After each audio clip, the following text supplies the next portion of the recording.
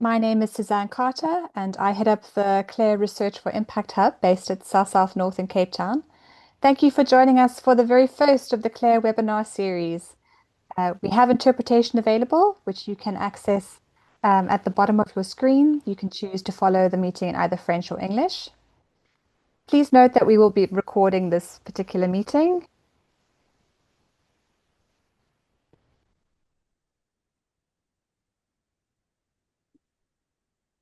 Just leave the interpretation instructions there for a moment for people to be able to do that.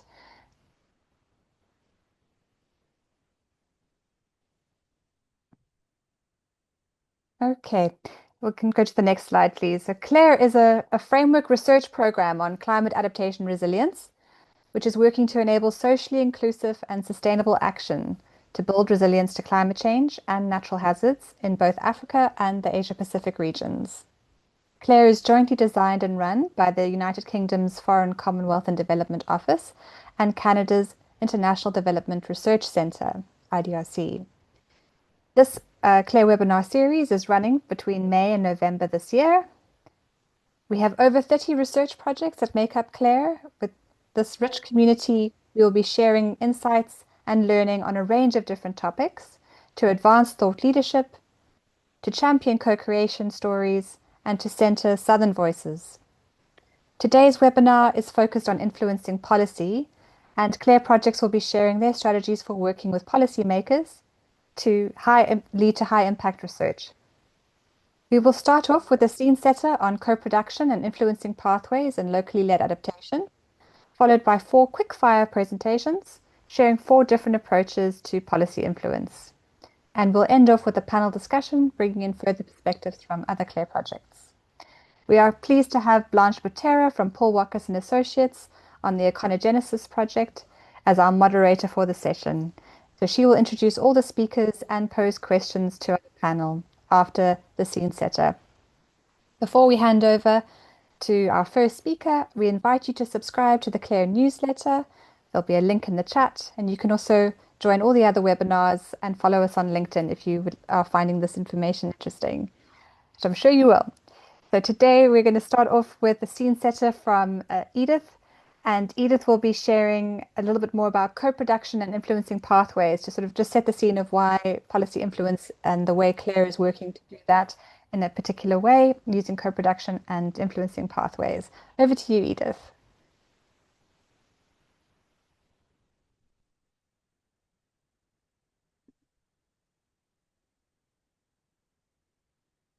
Edith, are you there?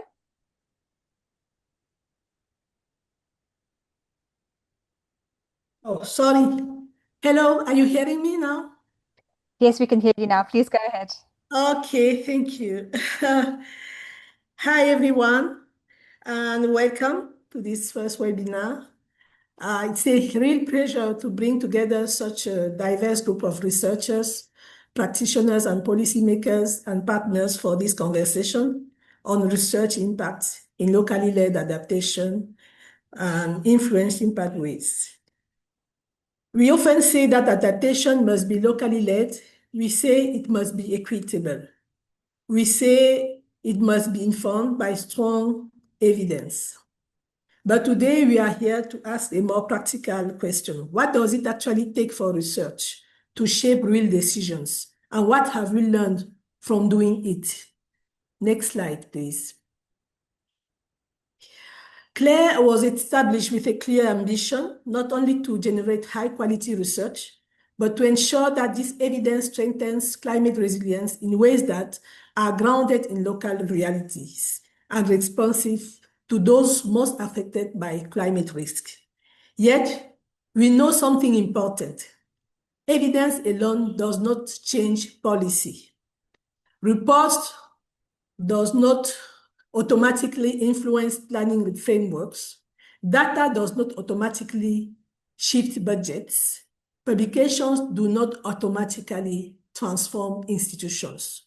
So impact requires intention. Next slide, please. Across the CLARE portfolio, one lesson has become clear. Co-production is not just a methodological choice. It is a pathway to influence. When communities, local governments, decision makers are engaged from the beginning, when they help shape the research questions, interpret findings, and reflect on implications, the evidence that emerge is different. It is more relevant. It is more trusted. And crucially, it is more likely to be used. We have seen this in projects that embedded research within governance processes, that integrated gender and equity considerations from the outset, and that treated lived experience as expertise, not anecdote. But co-production, while essential, is not sufficient. Next slide. The next step is influence. So how does co-produced knowledge travel beyond workshops and reports? How does it inter-planning processes? How does it inform national adaptation strategies or subnational budgeting decisions? What we are learning is that influence requires deliberate pathways. It requires identifying institutional entry point and champions. It requires understanding policy cycles and moments of opportunity. It requires sustained engagement, not of one-off dissemination events. And it requires communication strategies that translate research into formats decision makers can act on. Next slide. Across different contexts, from gender responsive risk profiling in Central Africa, to participatory climate services in East Africa, to changing narratives on migration in Southeast Asia, or to advocacy tools co-developed with informal communities in Southern Africa, we are seeing encouraging signs of change. Research has informed planning decisions. It has strengthened inclusion of marginalized groups. It has helped align local priorities with formal adaptation frameworks. These shifts may not always be headline grabbing, but they matter. They signal movement from knowledge generation towards system influence. Another important lesson is that impact is relational. It is built on trust between researchers and communities, between projects and institutions, between evidence and decision makers. And it is shaped by power, whose knowledge counts, who gets to define priorities, who has access to decision-making space. Locally led adaptation challenges us not only to inform systems, but in some cases to transform them towards greater equity and accountability. Next slide.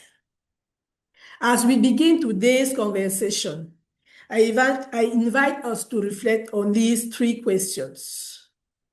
How can co-production move beyond consultation towards genuine shared decision-making? What influencing pathways have proven effective in connecting local evidence to policy change? And how do we measure and sustain impact in a way that aligns with CLARE's commitment to equitable, inclusive, and transformative adaptation?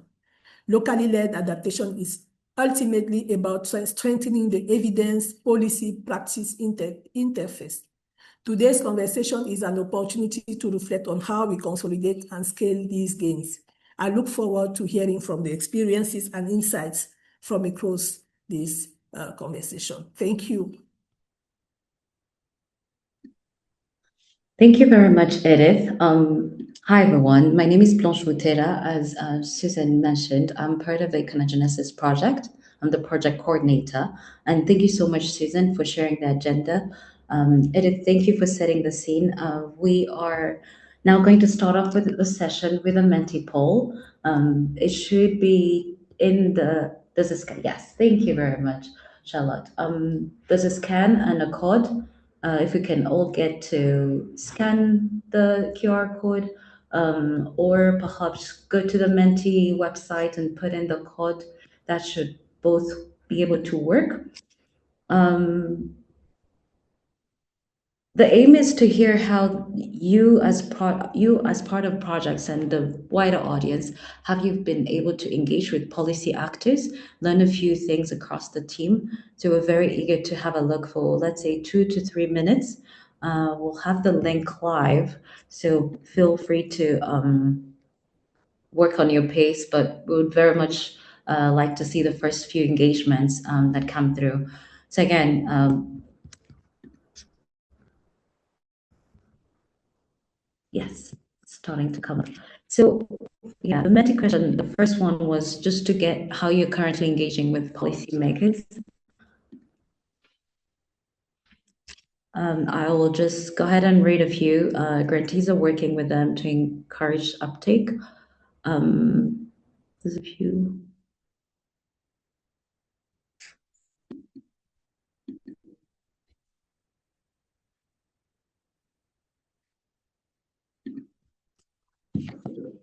We have a couple of countries with a CLARE program. I'm sure it's across the board with different Asia, Africa.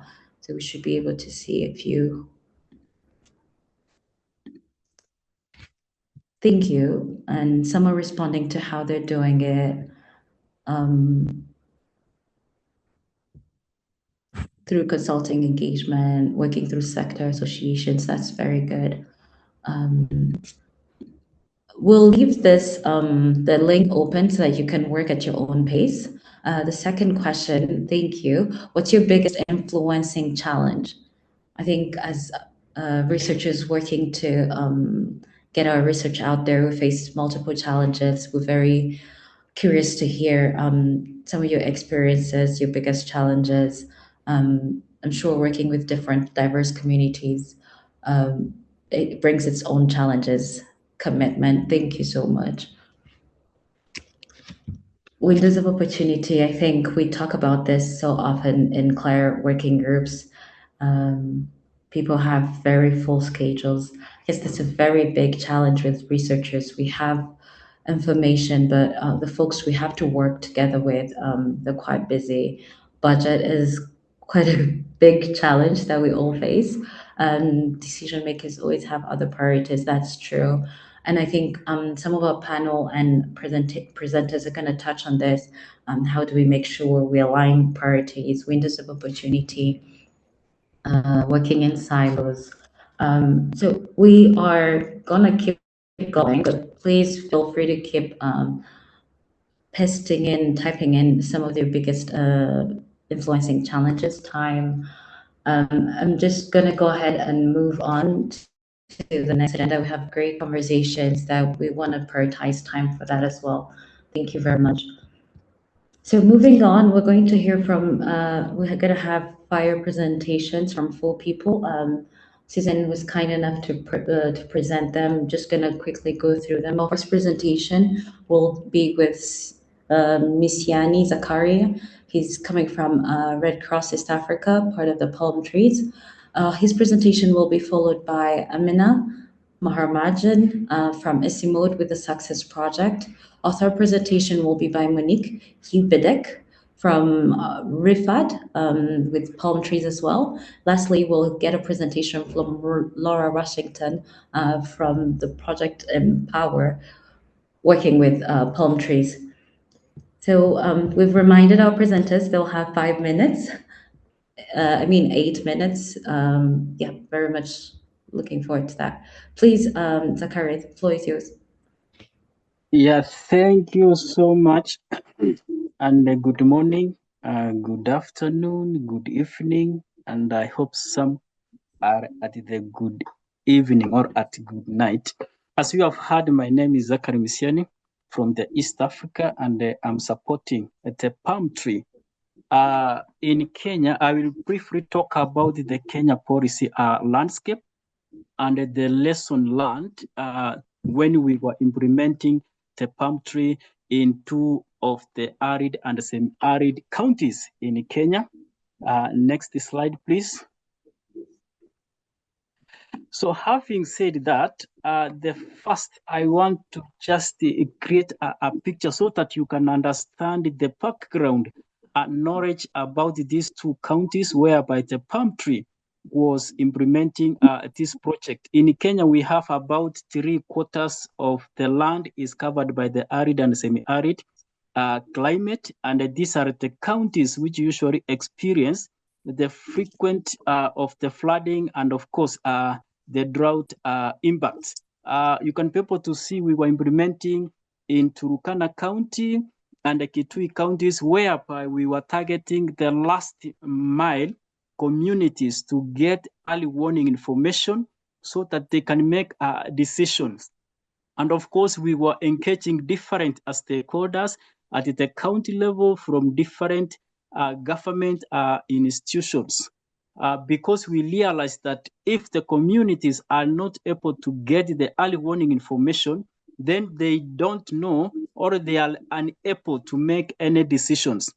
So during the implementation of this palm tree in Kenya, we realized that the following were some of the challenges which we were able to identify. For example, we realized that the last mile communities do not always receive the early warning information showing what is likely to happen because sometimes there were poor network in terms of the communications, even the road network itself was a big challenge for these communities. And remember, these are the communities which usually depend so much from the indigenous and the traditional knowledge. So we realized that there was a gap between the integration of the ITK knowledge with the scientific knowledge. And that's why the palm tree, through this project, we were trying to see how best can we synchronize the two information for the better of the communities. And these marginalized groups sometimes or often they are excluded from the planning issues. For example, when we are co-developing policy issues at different levels, whether we are talking about the national level or at the national level, sometimes these communities are not involved. So you can be able to see one of the photos whereby these families are walking long distance for looking for water during the drought situations. And when it is raining, it usually rains a lot of rainfall, whereby it usually causes a lot of havoc in terms of the heavy storms that usually leads to the floodings. Next slide. So having said that, then for this slide, I will briefly talk specifically the policies or the framework which are touching on the early warning information and of course from the disaster risk department or from the disaster risk management and the reductions. In Kenya, we have the three main government mandated institutions when we are talking about the early warning information and disaster risk management. One is known as the Kenya Meteorological Services Authority, which has a mandate of disseminating early warning informations in terms of the weather and the climate services. Then we have another institution which usually deals with the drought monitoring, known as the National Drought Management Authorities, which usually monitor and advise the potential of the occurrence of the drought in Kenya. And we have another institutions which usually coordinate the disasters in Kenya, known as the National Disaster Operating Centers. Once we have the three government mandated institutions with, of course, other developing partners, then you are able even to influence or co-develop any policy issues or the framework issues. And the following are some of the policies or the framework which we were able to facilitate or to take place during the implementations. And of course, some were existing even before the palm tree. But of course, we strengthened the implementations of TC framework and the policies. For example, we had the National Climate Change Action Plan. Then we had the Climate Change Act, which was started in 2016. Then for the drought, we had the National Drought Management Authority frameworks, which usually guides on how we need to respond to the potential of the drought. Then we have also what we call the Kenya National Adaptation Plan. Then we have the Disaster Risk Management Policy. And last year, we launched what we call the Early Warning for All. This is a global initiative which already talking about the early warning and the early action frameworks the early warning should put in place so that it can trigger some actions. And at the county levels, every county is now required to come up with what we call the county climate change action plan, so that it can be able to access the funds which are related to the climate change.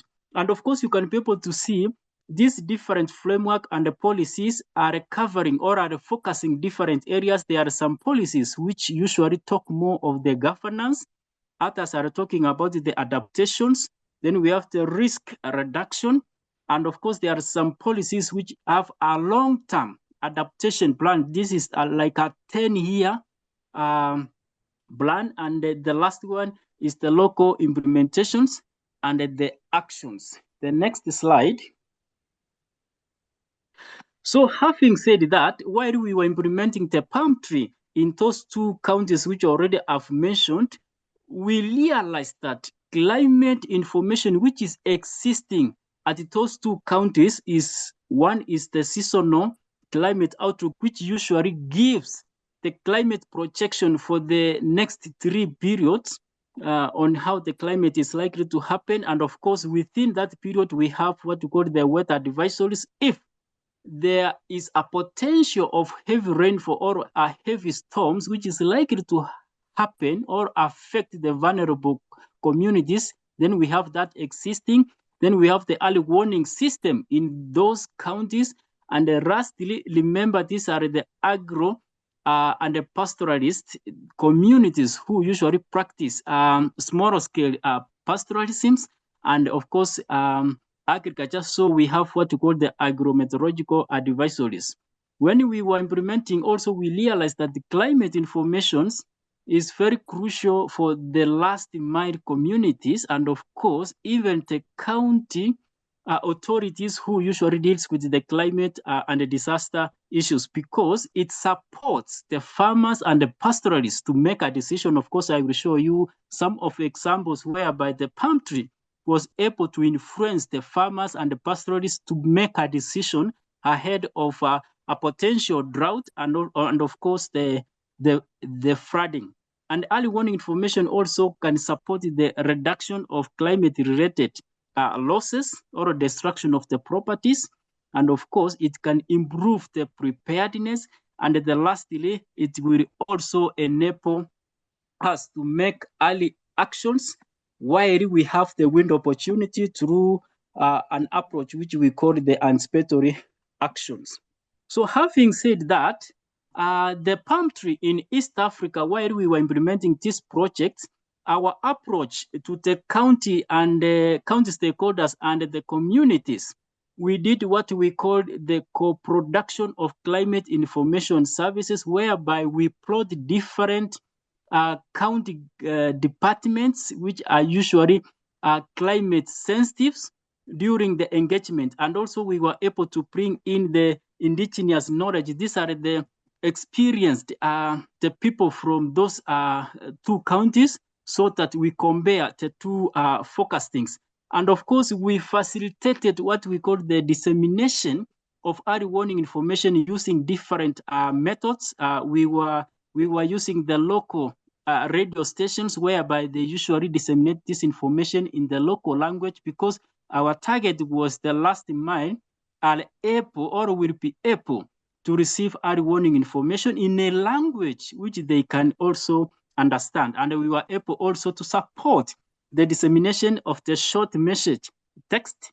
And of course, we were engaging these communities through an engagement known as the parasas. These are community meetings whereby the local area chief can organize a meetings of like 50 community members, so that we can engage them through the early warning information and the advisories. And of course, we were able to come up with the different WhatsApp groups, whereby we have the different county government officers in this WhatsApp group for easier communication. And we did what we call the capacity strengthening and the capacity training for the local champions, so that Zakaria, Pardon? we have to apologize. You're running out of time.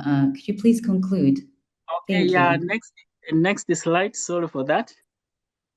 So having said that, you can be able to see this is one of the focus group discussions whereby the palm tree were engaging these communities, and the metro picture here is showing a land whereby we were able to advise the farmers at what time they are likely to plant because of the onset of the rainfall, and the farmers, they followed the early warning information through the palm tree, and they were able to harvest at the pampa harvest from here. So you can be able to see that they were able even start taking this early warning information very seriously. The last slide.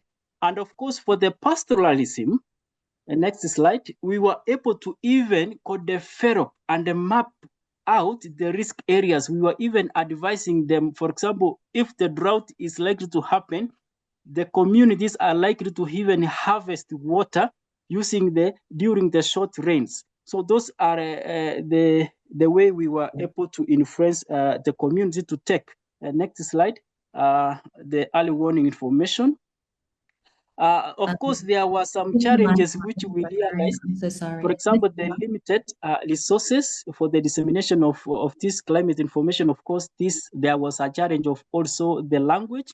And under the policy gaps, we realized that even though there were some existing policies in place, there were needed some additional funding so that for the implementations, and there was some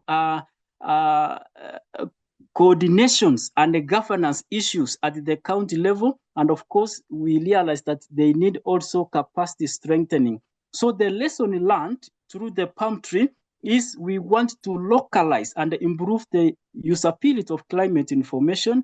We need the community to be part of this engagement for the sustainability and the co-ownership.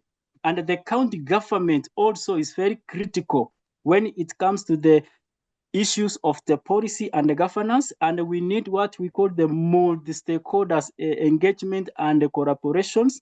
And the lastly, the co-productions also increases the ownership and of course the uptake of any policy issues which we were proposing. I think that is my last slide, and I would like to thank you so much for your time. Thank you. Back to you. Thank you, Zakaria. We're going to move on to Amina. Thank you. Thank you.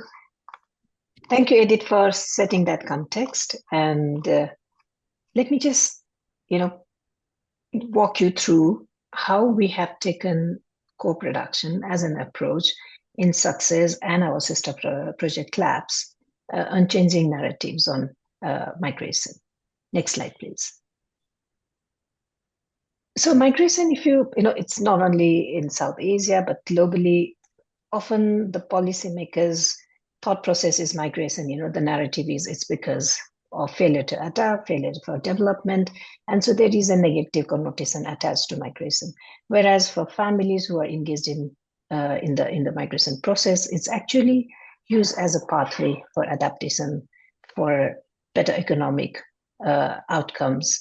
So there is this inherent conflict in this narrative. So when we started thinking about Success research proposal, we were very aware of this. And this is where we knew that we need to, bridge this gap. We need to change this narrative before we are talking about shaping policies. Next slide, please. So for us, it was very clear, before we can change or shape policies, we first will have to change the narrative. And because often people think that, it's policy first and then the narrative changes, but we believe that it's actually the reverse. The general narrative has to shift before policy picks it up, or the policymakers also join that. So we were very sure that this needs to be done, but how are we going to do? And this is where we put a very strong focus on co-production. And let me just run through how we have done. Next slide. So certain principles of co-production that we have used in the project. Mutual respect and trust, it's very important. With some of our partners, municipality partners, it really started with not having that trust, but over the time we build that. And when we are talking about co-creation, co-production, it's very important that it's always a two-way process. You go with something, the other partners might have very different views. So there is this feedback, two-way process of developing. It's very important to have inclusion, as much stakeholders as possible. A very deep participation is very important. And again, what my colleague before said, integration of diverse knowledge systems. Because we do go as researchers with a very Western scientific knowledge, but then in co-production, co-creation process, you need to have equal,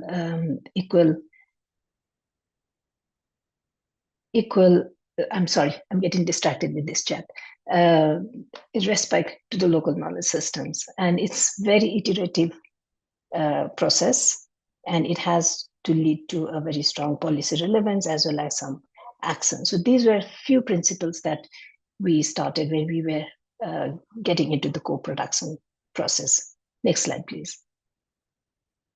So this is how it worked. We started with problem framing itself jointly. So when we are thinking of writing this proposal, even before we started to write, we had already started this interaction with some local municipalities to make sense that what we are thinking also makes sense to them.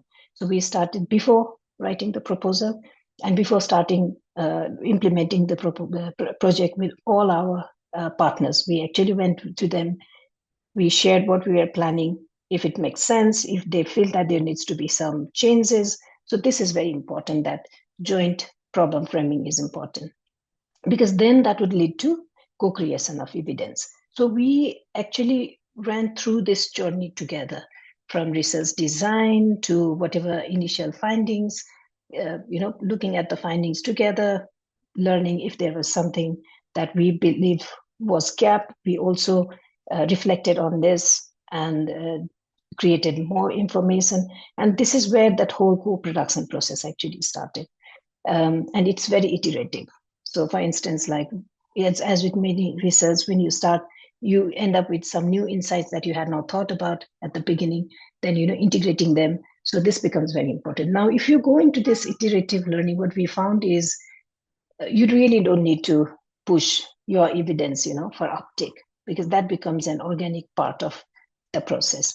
In all of this, it's very important that we also, because with the partners, municipal partners that we are working, it became very organic. But when you wanted to scale it at subnational or a national level, this is where we also took support of policy champions and networks, because that's something we constantly kept in touch. So engagement is very, very important, and engagement of diverse stakeholders is critical. We are talking about co-production and shaping policy and practice. So when we went through this journey, what we managed to get in the project, I'll just give you some examples. Next slide, please. So this is from Nepal. We were able to very organically shape the local policy program and budget of our 4 municipal partners. That came very organically because we were so deeply engaged in this co-creation, co-production process. But we were also able to shape some national level policies.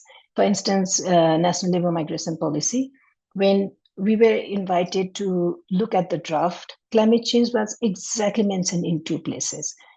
On the background note, there was nothing else. But after engagement, now you can see that throughout this document, climate, not only how climate impacts livelihoods and then migration, but also how migration can help climate adaptation, how adaptation needs of people goes beyond administrative boundary, be it municipal or country boundary. So a lot we were able to integrate in this policy. And not only policy, but also practice. For instance, when we were in this journey together with our municipal partners, they very clearly mentioned about their need for better, I wouldn't say early warning system, but better early information when it comes to certain weather forecast. And this is where, again, we were able to work together to come up with this customized weather forecast tools for all the 4 municipalities. So this is how you shape not from co-creation of evidence to policy as well as practice. Here I'm only sharing a few examples from Nepal, but we are also able to have similar outcomes in all the other countries, in Bhutan as well as in Bangladesh, and through our sister project labs in India. So on reflection, I'm going to keep it very short so that we have time for more interaction later. Next slide, please. So if I now reflect back on the last 2.5 years journey, when we started, a lot of contradictions. Our first discussion with most of our municipal partners were, how do you stop migration? For origin people, they wanted their people to be retained. So everything was like, what can be done so that people don't move? And in destination and urban state municipalities, they were interested on how do you manage. They didn't want so many people coming in. So that was the contradiction that you could see with policymakers. But then, like, people were using mobility for managing risk and having better opportunities. But in 2.5 years' time, I wouldn't say that we have completely bridged this gap. It's too short a time, but there is much more coherence in terms of thinking. It's not, people have definitely moved from stopping migration to how do we, manage it better, so that there is much more win-win for all stakeholders considered. I think this is where I will stop. Thank you so much, and hopefully we'll have more time to discuss later. Over to you, Blanche. Thank you, Amina. Let's move on to Monique.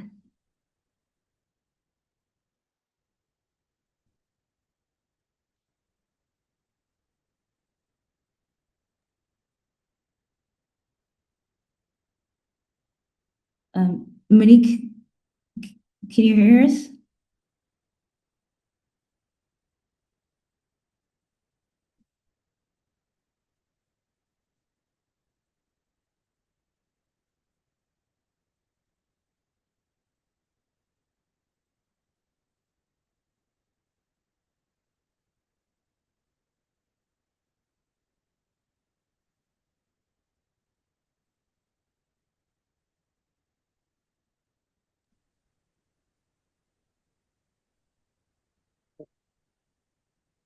Hi, Monique, can you hear us? I think you can see you're unmuted. Good morning. Can I start? Oui. Yes. Please, yes. Bonjour. Bonjour. Oui, I want to speak in French because it's the language I master the most. Très bien. But the slide are in English. Vous pouvez commencer, Monique. Yes, I hope. Yes. OK. Merci à tous. Il m'a été demandé de parler des outils pour influencer la politique. Ce que nous avons essayé de faire en Afrique centrale. Pourquoi? Parce que oui, il y a le dialogue, il y a la coproduction, il y a tout ce qu'on peut faire avec les communautés, mais il faudrait y associer les outils pour permettre une influence de longue durée, parce que les outils demeurent. Les outils sont là, on peut les consulter à tout moment et on peut les utiliser. Donc, OK, le slide est là. Pourquoi utiliser les outils sur les questions de genre? L'utilisation des outils spécifiques sur la question du genre, il y a des exemples comme les grilles d'analyse, les enquêtes sexo-spécifiques, est essentiel pour identifier toutes les inégalités, mais surtout celles qui demeurent invisibles, parce que vous pouvez tout faire, mais il y a toujours les inégalités invisibles dans les coutumes qu'on ne peut pas appréhender facilement. Donc, ces méthodes d'enquête pour pouvoir produire les outils sont nécessaires. En général, nous utilisons une méthode d'enquête des 3 R. C'est pas ce qui nous intéresse ici, mais c'est mieux de les utiliser pour pouvoir avoir l'information crédible et la mettre dans un écrit qui va être utilisé plus tard. Next slide. Donc, qu'en est-il de l'outil spécifique appelé profil de genre. Un profil de genre est un outil analytique qui cartographie les rôles, responsabilités, besoins et accès aux ressources des hommes et des femmes, des minorités de genre au sein d'une communauté ou d'une organisation. Il permet de comprendre les inégalités pour mieux les réduire. Donc, j'ai parlé de ces méthodes-là que vous voyez là. Il y a la répartition des rôles, la répartition des ressources, la répartition des responsabilités. Qui prend la décision au sein d'un foyer, par exemple, et la question de droit, les droits légaux et coutumiers accordés à chaque groupe. Donc, il faut tout relever pour que ce soit consigné quelque part pour pouvoir être rappelé aux populations. Next slide. Le profil de risque genre. Vous voyez là à ma gauche, la couverture du document que nous sommes en train de produire. Profil de risque de genre, la compréhension et la cartographie des impacts sur les marginaux. Voilà la couverture. Nous sommes en train de le finaliser. Il est en draft maintenant. Donc, nous avons essayé de répondre à ces 4 questions précédentes que j'ai évoquées. Les enquêtes de terrain nous ont aidés et qui visent à renouveler notre compréhension et notre caractérisation des phénomènes climatiques. Parce que pour un rappel, PAM3 a travaillé en Afrique centrale sur les chaînes de valeur agricoles, 3 chaînes de valeur, la tomate, l'oignon et le manioc. Donc, ces chaînes agricoles nous ont permis donc de faire les enquêtes et de voir quel rôle les marginaux jouent. Qu'est-ce qu'on peut faire pour que ces marginaux puissent avoir une résilience? Donc, c'était ça l'objectif de PAM3 en Afrique centrale. Et nous avons aussi examiné les impacts des événements extrêmes, de manière dont ils accentuent les inégalités dans les couches des populations. Nous avons visé 3 sites en Afrique centrale. Nous profitons de l'occasion pour dire merci au FCD, du UK et CRDI du Canada pour leur appui financier. Next slide. Le rapport de terrain, comme j'ai dit, à votre gauche, vous avez la couverture de ce deuxième outil que nous allons produire et qui est un rapport de terrain sur la collecte des données avec une analyse par sexe au Cameroun et en RDC. PAM3 a travaillé au Cameroun dans 2 sites et en RDC dans 2 autres sites. Donc, voilà la couverture à gauche. Nous allons essayer de plaider. Cet outil va aider de plaider auprès des structures d'appui local de recherche, d'aider à utiliser les variétés résistantes, les variétés résistantes dans l'agriculture et utiliser les organismes de recherche que nous avons rencontrés. Next slide. L'outil numéro 3 que nous allons produire, c'est le besoin en renforcement des capacités des populations marginales dans les sites de projet, dans les 2 pays. Le renforcement des capacités dans ce document vise à orienter les politiques, les institutions sous-régionales, ainsi que toutes les parties prenantes vers les actions pratiques et durables à développer en vue d'améliorer les compétences techniques et pratiques agricoles sur les chaînes de valeur dont je venais de citer. Ça va aussi aider à sensibiliser et promouvoir une agriculture respectueuse de l'environnement et économiquement viable. Enfin, ça va encourager l'autonomie des acteurs en consolidant le lien, les mécanismes de suivi, d'évaluation et assurer la durabilité des acquis du projet. Vraiment, c'est là l'objectif. Comment assurer la durabilité des acquis? Donc, nous allons produire ce 3e outil qu'on appelle besoin en renforcement des capacités. Le dernier outil, next slide. Le dernier outil, c'est celui qui est là, c'est une vidéo hein, que nous avons produit dans le cadre de projet CLARE. CLARE nous a financé un projet parce que sur le terrain, nous avons constaté que les femmes n'étaient pas très bien impliquées. Nous avons pu mobiliser un petit fonds auprès de CLARE qui nous a aidé à former les femmes dans l'écoféminisme. L'écoféminisme apparaît comme un mouvement pluriel et structurant qui articule l'équité de genre et la justice environnementale.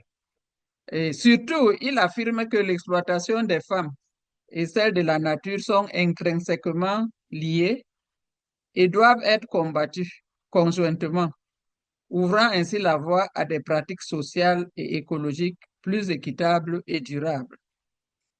Voilà, donc le lien de la vidéo est là, vous pouvez visionner et nous renouvelons nos remerciements à Claire pour ce petit financement. En conclusion, next slide. En conclusion, nous, pour relever ici la nécessité d'une analyse de genre, parce que pour élaborer les outils de travail, il faut absolument une analyse, ça dit sectorielle, ça dit vous menez une analyse au lieu de votre recherche. Quand vous faites une analyse et vous concevez les outils, ces outils répondent aux besoins de cette population-là. Les outils que nous venons de présenter sont parmi les outils essentiels hein, qui garantissent que chaque catégorie, hommes, femmes, minorités, bénéficie des actions concrètes menées dans le cadre d'un programme ou d'un projet. Ils participent ainsi à l'amélioration de l'impact et de la durabilité des actions sur le terrain, surtout quand les recommandations sont adaptées aux réalités locales et quand les autorités sectorielles s'approprient la mise en œuvre. La mise en œuvre, il faut absolument s'approprier pour que les traces restent, pour que les outils soient utilisés dans une longue durée.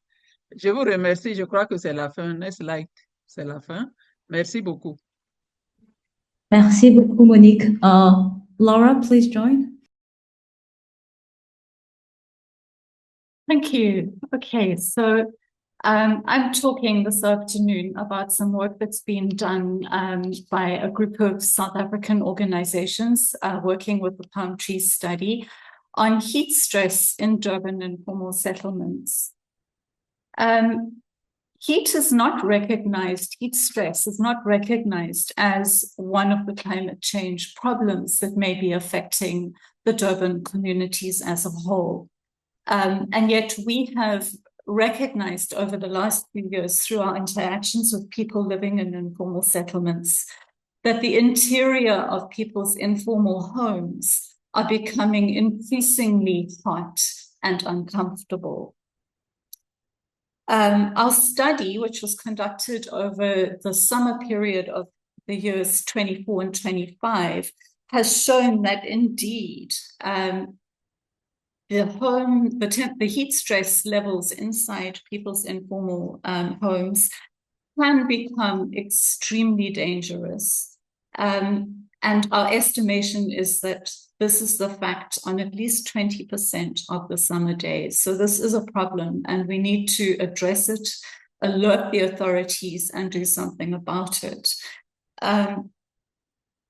So what I'm talking about this afternoon is how we have worked with various community formations, next slide please, to make sure that our research findings are in the safe hands of people who are able to conduct effective civil society advocacy actions.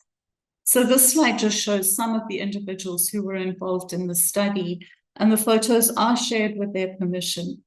And I just want this slide to remind us continually of the need to keep communities at the heart of our work. Next slide, please. So advocacy, as we would all know, is a process where a group of people with common interests get together to use all the resources at their disposal. And these can be material, intellectual, political resources to collectively work for change. our work as researchers is critical in the process, because advocacy can only happen effectively when it's backed up by accurate and relevant information.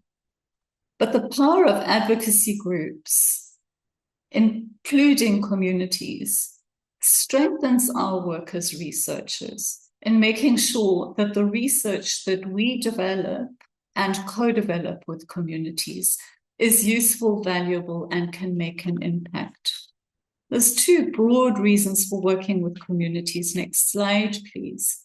One of these is because it's just the right thing to do. It's through the participation of communities that we're able to generate our research findings.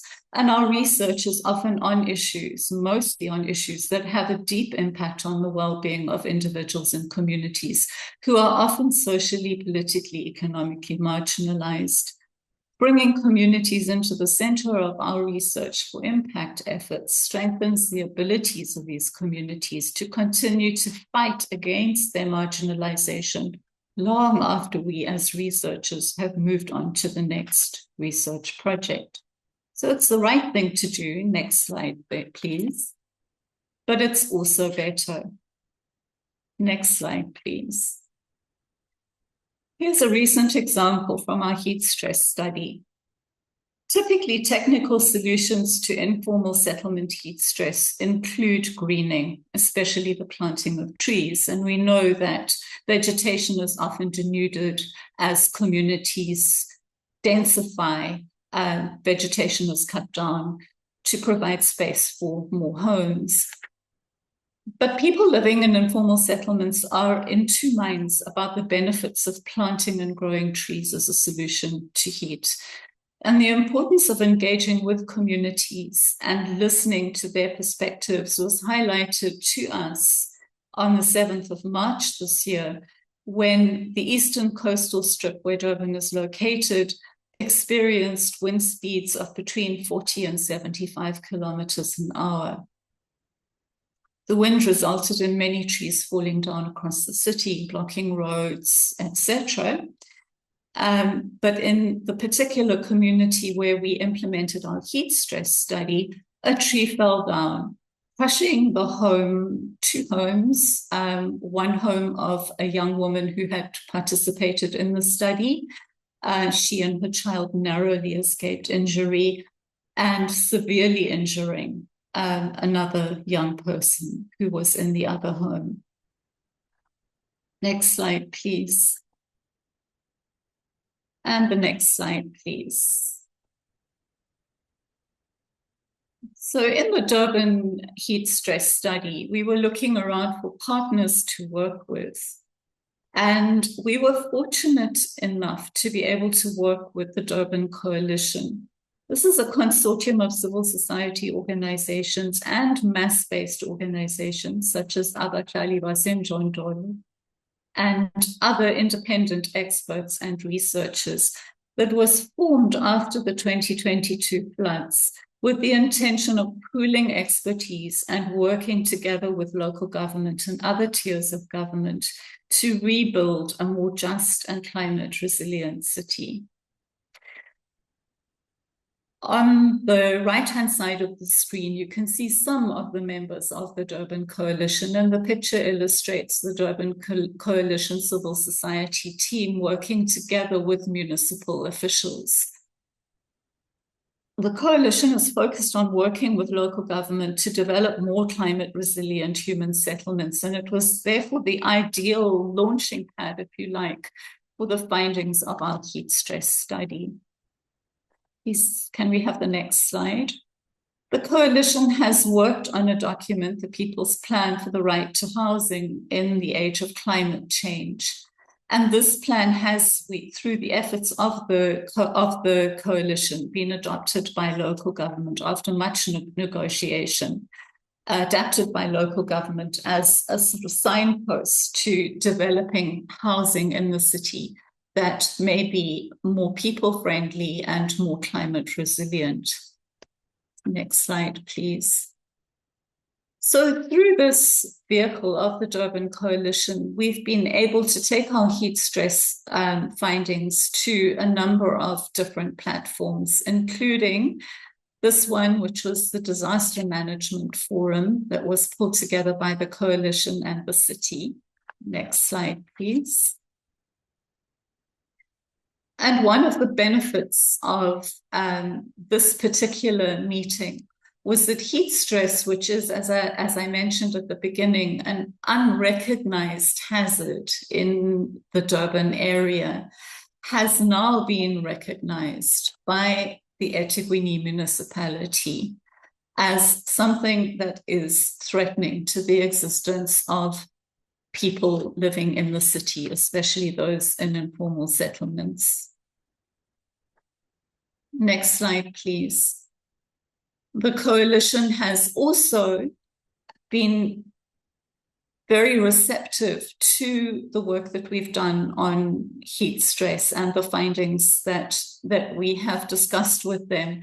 And frequently, when Durban is experiencing unpleasantly hot days, which in reality turn out to be extremely dangerous to people living in informal settlements, they're able to send out WhatsApp bulletins and other messages through social media, advising people living in informal settlements on things that can be done to stay cool and to stay safe while the city is experiencing the heat, at the same time as the long-term adaptation discussions are happening with the city. So it's very much work in progress.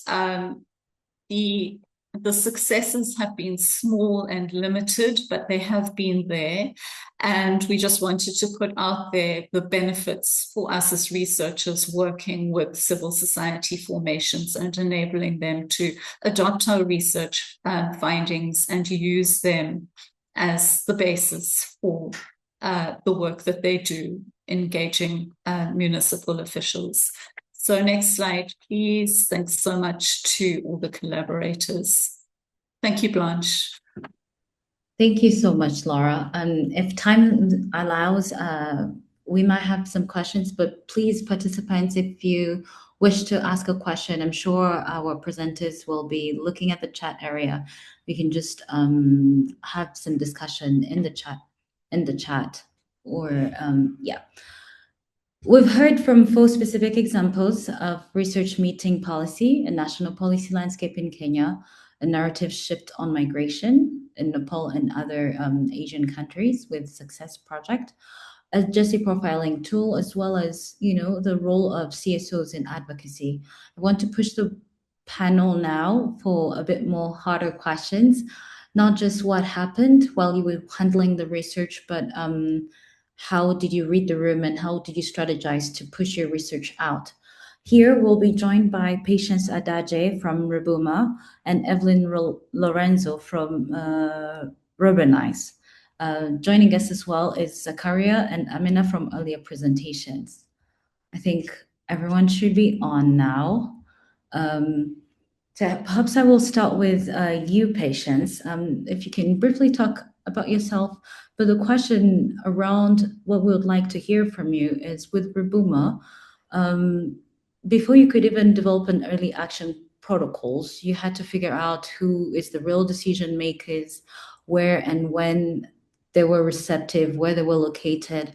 How did you do that across, you're working with 3 countries, and perhaps you can talk about that briefly, Nigeria, Benin, and Togo. Did each country require a different read? Overall, we'll just like to hear how you were able to assess the policy landscape and identify windows of opportunity. Please, Patience, join. Okay, thank you very much.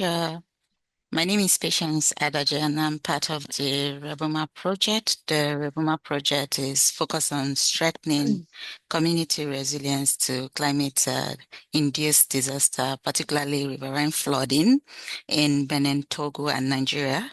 And like you mentioned before, the project is being implemented in Togo, Benin, and Nigeria. And one of the the evidence from the project that we've been able to do across these 3 countries is to develop the early action protocol with consultation and collaborations from government institutions and partners across these 3 countries. Looking at Nigeria, Togo, and Benin, they have similar landscape, similar issues around riverine flooding. So it was easy to build an existing protocol and framework and even policies to look at the loopholes in these policies and then try to integrate these gaps into the protocols that was developed on the early action protocol across these 3 countries. And also to mention that the Rebuma project also promotes anticipatory action by combining focus-based finance, early warning system, research across our partners in the project. We have 3 universities working with us on the project. We have the University of Abome Calaved in Benin. We have the University of Ibadan in Nigeria, and then we have WASCA in Togo. So we work with using this research, community resilience, and policy influence. In Nigeria, the project is implemented in 3 regions across 3 states. We have 3 communities in Kwara State, 3 communities in Ogun State, and 3 communities in Enugu State. And these states are states that are actually prone to flooding in Nigeria. For us to assess the landscape, especially for Nigeria context, the timing for Rebuma projects was really very critical because of the increasing frequency and impact of floods in Nigeria across various way back, as in year out, you have these issues of flood, and looking at existing protocols in the country, such as the National Disaster Risk Management Policies and the National Disaster Response Plans, which are with more focus, which have more focus on relief response than anticipatory actions, and then also building on the government interest in moving from reactive to proactive disaster management. We took this opportunity to create, and we made this opportunity was actually created a favorable environment for the development of the first Nigeria Flood Anticipatory Action Framework, which was piloted last year, 2025, in Adamawa State across 7 local government areas. And under the Rebuma project in Nigeria, we assess this policy landscape with involve continuous engagement with relevant government ministries that have mandate around disaster risk reduction in Nigeria. We have the Nigeria Meteorological Agency, the Nigeria Hydrological Agency, we have the National Emergency Management Agency, and then we have the National Agency for Research and Space Development Agency. Working with this agency and collaborating with them actually build the lessons learned in terms of co-creation, and then looking at the lessons learned from Rebuma across these 3 communities. And building on that, the Nigeria Red Cross Society was also able to pilot the flood simulation exercise in Adamawa State in the 7 local government that was piloted last year. And also building on that, we were also able to do the flood simulation in Adamawa State last year. So Rebuma was able to position itself as a valuable contributor to policy dialogue and framework development, and looking at the best practices and lessons learned across the 3 countries, bringing in lessons learned from Togo, lessons learned from Benin. Also, Rebuma was able to bring a concept of gender responsive anticipatory action into the framework. We also brought in the aspect of focus-based finance, early warning information system, and also projecting the voice of the community people in this framework and for building community resilience. Thank you. Thank you, Patience. Thank you so much. Well, a similar question to you, Evelyn. With Urbanize, you're working with 9 communities while simultaneously trying to push the findings to the city council and national at the national level. How do you identify when there's a real policy window versus when the window is technically open but with nothing, I guess, to move it? It's a similar question. We want to hear how you assess the policy landscape and identify the windows of opportunity. Please. Okay. Yeah, okay. Thank you. So I'm Belen from the Urbanized Projects. I'm representing the research partners actually here. So let me just briefly walk you through what we have been doing. So for the past years, we've been focusing largely on the agenda setting component where we try to define policies, policy problems, the problems from the perspective of the community. So one of the things we notice is that the community perspective from the informal settlement communities have not been well recognized informal processes. And that's why we have focused on that. And for that reason, most of our interventions or our actions have been using mixed methods, participatory techniques, dialogues, consultations with the community, and with some of them involving policymakers at the local level. No? So while we use these tools to identify at least, the landscape of the issues, where we can possibly identify entry points for action with them. And then we notice that with these tools, we realize that one of the things we need to empower or beef up would be the capacities of the communities themselves to recognize themselves as policy actors.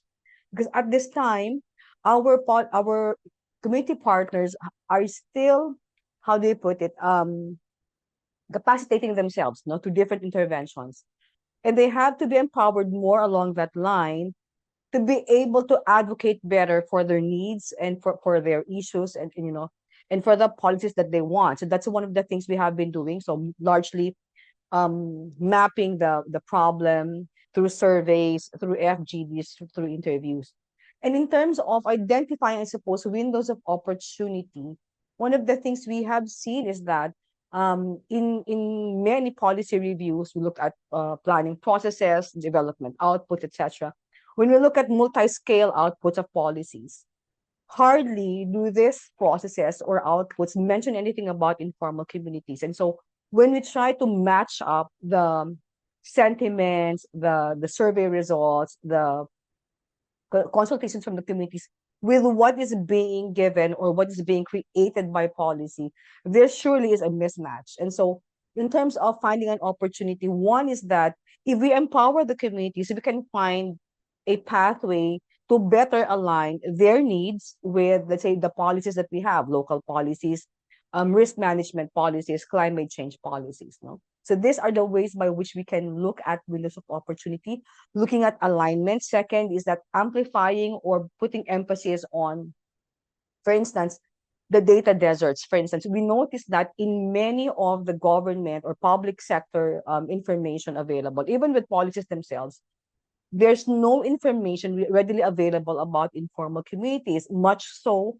their vulnerabilities and their differential vulnerabilities. And so with this, we're hoping that with our output, with the research output that we have, we can better frame a dialogue, which is going to be forthcoming, by the way, dialogue with policymakers into better understanding and filling in that data deserts or those data gaps that would better represent, the informal communities that we're working with. The other one is the technologies that allow them to access information and to better participate in decision processes. So these are the two things that we're looking at as windows of opportunity, deriving them from the results of the discussion, the survey, other research activities that we've done in the past. And lastly is more on understanding on the side of the policymakers, like Edith mentioned, the policymakers have to be, well, how do you put it? They need to be stratified. We cannot have a common messaging for everyone in terms of policy actors. From the state parties to the subnational parties in terms of policy, we need to have very targeted messages and aligning them with the targeted needs or messaging that our communities would want. So that's one thing we have to do. And by doing that, we need to understand the political dynamics that would better explain the currencies that actually motivate the different policy actors for them to better respond to the informal community's needs. So That's all we can share for Thank you everybody. so much, Back to you. Evelyn. Perfect. Thank you. It's really true. We need targeted messaging. We can't be using the same message to different actors. Well, Patience and Evelyn, we did not get a chance to hear presentations from you, so I'm gonna have to hear a bit more from you. Okay. Patience, with Remove Boomer, tested early action protocols with real simulations. That's evidence that I'm sure policymakers can see and touch. Rather than just a report. How does showing rather than telling have made a difference on how you engage with government and how they respond? We want to hear just and other techniques perhaps that you've found that work when you're engaging with policymakers. Thank you. Okay, thank you very much. One of the most successful approach or techniques that worked for us for the Rebuma project is the multi-stakeholder platform. In this case, the Anticipatory Action Technical Working Group in Nigeria. So the multi-stakeholder platform actually played an important role in the development of both the Anticipatory Action Framework for Nigeria in 2025 and also for the Early Action Protocol on the Rebuma project for Nigeria. So bringing together this agency for Rebuma project, we didn't only do it at the national level, but we translated this multi-stakeholder collaboration from the national level to the state level where these communities are actually living. So it translates from the national level to the state level and then to the community level, where we also have this community resilience committee as part of this multi-stakeholder platform at the state level. So for this national level stakeholders, we brought together agencies like the NEMA, which is the coordinating body for the government on the emergency management response. And then we have the NICE, the NIMET, and the other academic partners and humanitarian organizations that this platform actually created a collaborative environment where policymakers could interact directly with technical experts through consultation, through technical workshop, through learning event, and this was done at the national level. Most of these lessons was also done also at the state level, where these community members were also part of this discussion. We also had the opportunity of even doing a workshop where we bring together the stakeholders and community members and leaders to actually discuss what the impact of this flooding in their community and how, especially for one of our communities that lives directly at the downstream of a dam. So we brought together this dam operator and the community members to actually discuss the way forward and how the activities impacting on the community's livelihood. This this kind of collaboration, both on the project for the development of the early action protocol and then the anticipatory action framework for flood for Nigeria, build ownership and trust, not just within stakeholders now, but also within community members. So, and then this also actually brought the government closer to the community. And then this, most of this early warning information that are usually very scientific are being able to be translated even to the local dialect that this community people also might able to understand this. The AA framework was piloted in Adamawa State, like I mentioned before, and because of our work within these areas, the Nigeria Red Cross was able to facilitate the flood simulation and the early warning information dissemination in the pilot phase. This year, we are also working with this platform, that's the Anticipatory Technical Working Group platform, to actually revise this framework and then increase the scope of this framework. So we are not moving from one state in Nigeria now to the 36 states, including FCT. And another effective technique that has been able to that work for us is the evidence-based advocacy through the research that we generated from the project, and then from lessons learned, this insight from communities that are affected by flooding, translated these findings to actionable recommendations that were relevant to government priorities, and then presenting this clear data, clear experience, and operational lessons, even bringing these communities to actually hear, so that the policymakers may hear their voice, provide practical value for anticipatory actions within our context. Thank you. Perfect. Thank you, Patience. And just to tell the audience that a lot of the lessons learned and how the approach is going with different projects can be found on the CLARE website. Moving on, Evelyn, with Rubbermise, you're working through the Homeless People Federation in the Philippines. This gives you quite a partner that's already has standing with officials. How does that change your approach compared perhaps to a project that is just coming in fresh with no existing relationships? And please feel free to share other techniques that have worked well to just get policymakers engaged and on board. Okay, I'll try to describe the relationship. HPFPI is quite an evolved organization. That's one thing, right? It's very evolved. But in terms of the community partners, meaning the regional organizations, they're still working on improving the different sub-organizations. But as a federation, they're quite evolved. They know what they want. In terms of using the research results, actually, HPF, we have done this co-production just like with everybody else. We've done this co-production, co-production of community analytics, where first we co-designed the entire tool with them. It was their experience that informed, in fact, the study framework. It informed the exact tool that we actually used for the survey. So we co-designed it, we co-developed it, we co-collected it, meaning we trained, we used the learning from the initial conversations or dialogues with them.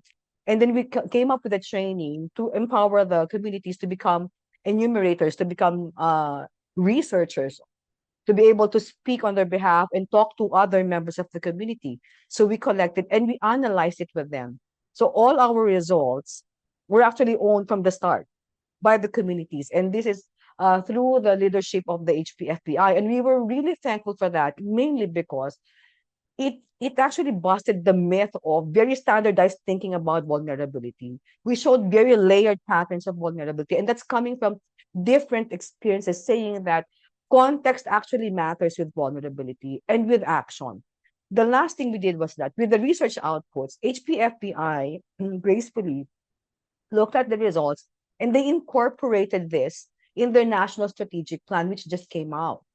And we're thankful about that, mainly because during the entire process of developing and doing the research, which is about their situation, about their vulnerabilities, and what they feel are lacking in terms of what they can access, what they can do on their own.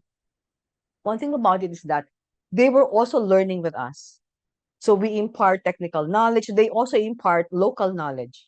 Okay. So we also impart local knowledge. Is my microphone off? Can you hear me? Evelyn, we can hear you 100%. Please go on. Okay, I think there's okay, anyway. So as I was saying, so this the co-production of this entire research with the community was actually very helpful for everyone and very enlightening. It actually negated very standardized thinking, as I said. And we were thankful that the results were taken up by the HPFPI themselves and incorporated that as a basis for their planning. Now they're acknowledging that they need further knowledge and information about climate change adaptation, how it differs from risk reduction.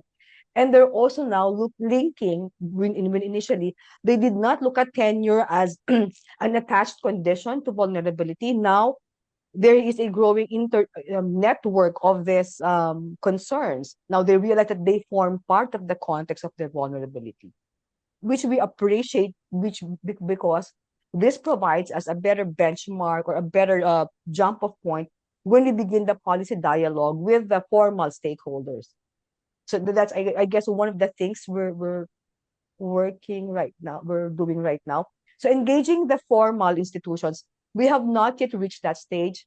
Right, for the past years, like I said, we've been focusing on building the partnership and empowering our community partners as a policy actor, mainly because we think that after the project, they should be able to articulate and advocate this for themselves. And so the focus is more beefing up the capacities, and the other one is creating the platform for dialogues before the project bows out. So I hope that actually that helps answer the question. Did that answer the question? So that's okay. Really, Thank you. thank you. Zakari and Amina, we got to hear presentations. Yes, my first question, Zakaria, with palm trees, you've built quite a network and produced risk narratives for policymakers. So once someone in government engages with that, what takes, how do we move forward? Who owns the next steps? And how do we avoid the research from just being noted, put up the shelf and forgotten? Thank you. Yeah, thank you so much for that question. I think the next steps which we need to do is the implementation plan and operationalization of the policies. What we suggested in that document needs to be now put into the action. For example, this is whereby in the case of the advocating for the integration of the indigenous knowledge with the scientific through the use of the climate information services for the benefit of the last mile communities, then the next step is to develop what we call the implementation plan. And of course, we need to have a guideline and the coordination mechanism. Remember, we are engaging different partners with different mandates. So we need to have what we call the coordination mechanism so that you can avoid even the duplication and the conflict of interest. And remember, the resources is needed for you to implement this. So that means that we need to mobilize the resources so that we can push this work ahead. And of course, we need to strengthen those institutions which are supposed to provide some of the critical informations which are inside the policy documents. And then lastly, we need now to mainstream whatever which we proposed in the policy needs to put into the action. That is the mainstreaming into our daily programs. And of course, we have different projects whereby that policy issues needs to be also anchored. And of course, the community should also take what we call the community actions. Lastly, I would like to say that the policy influencing should not stop once the policy is adopted. There is a need to continuous advocacy, support the technical institutions, and also strengthen the collaborations with the different government at different levels, whether we are talking at the national level or at the county level. And thank you, and back to you, Merci. Thank you so much, Zakaria. That's very useful and actually practical approach. I mean, a quite similar question to you. You've talked about changing the narrative on migration. I can imagine that's quite slow and very difficult to diffuse and have that sort of influence that you're working with policymakers and co-creating with them. How do you know when it has actually landed, that the narrative has landed, that we have a different approach to migration? And once the policy tool is adopted, what keeps it alive? Thank you, Grant. So we are looking at it from two lenses. We work with our 4 municipal partners. I'm just speaking about Nepal. I'm not going to touch upon others, just for simplicity. So, that is 4 out of 750 plus municipalities. So we've been now speaking with the Ministry of Forest and Environment. How do you scale it? Because they are also very keen to do that.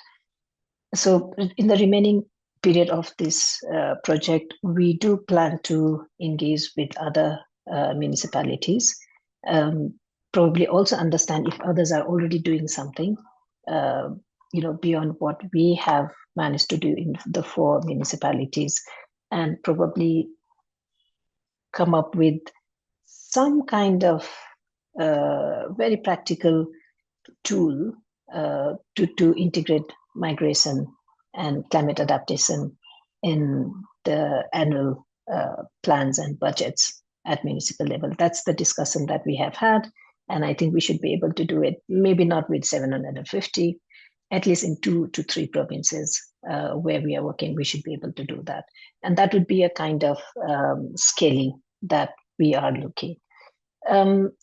Because this is such a complex topic, so our focus was really on subnational government and policymakers. But having said that, we are very opportunistic. Whenever we found this opportunity to engage with national policy, we did it. And in the process, created more work for ourselves. So we were very successfully in integrating this climate adaptation in the labor migration policy. But then the government came back saying, okay, that's nice, but how do you do it? Because that's something they had not thought about it. So we had to engage further. And in March, actually, we brought together 4 ministries, because all of them were so interested to look into migration and health, particularly, because as you know, from Nepal, like a lot of people go to Gulf countries and Malaysia, where also, climate change impact in terms of extreme heat has huge health implications. So we had that initial discussion, and hopefully that would be taken up by ministries further as an indication of the relevance. Because when we first went and had this discussion with ministries, like 4 ministries showed keen interest, and it's very rare that you have this interministerial thing.